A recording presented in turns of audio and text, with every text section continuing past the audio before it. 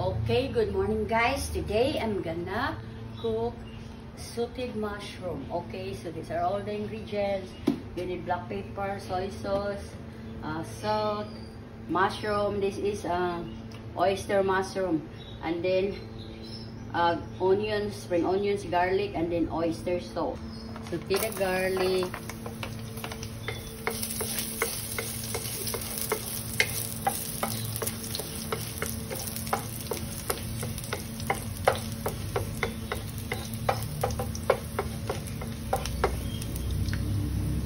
And then the onions.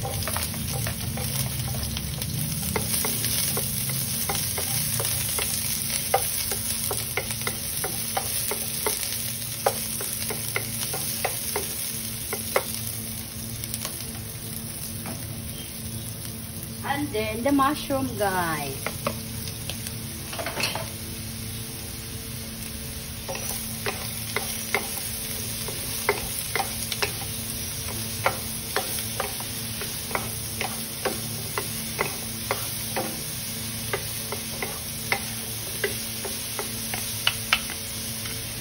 And then, just a little soy sauce, guys.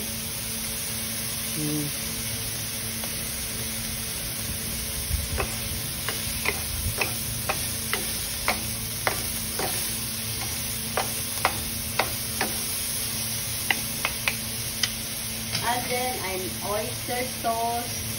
Just a little also, because the mushroom is very little. When I went to the supermarket yesterday, this is the only bigat, so that's why this is very small portion only.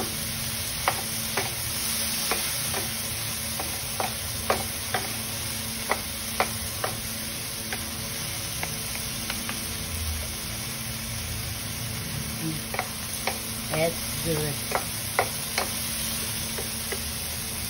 Mushroom is done. It's yummy, guys. I tasted already, and I'm gonna hook off the heat now. Okay, guys, that's our sauteed mushroom. Okay, guys. Please hit like, follow, share, subscribe to my YouTube channel, BBroJack, to my Instagram, _bro_jack, and to my TikTok at The Cooking Show. And to my Facebook page, The Cooking Show. Please follow and subscribe on my Facebook page and Instagram. And to all my accounts, guys, my YouTube, TikTok, Instagram, Facebook page, and then personal blog. And to my personal blog, Delia Valentine.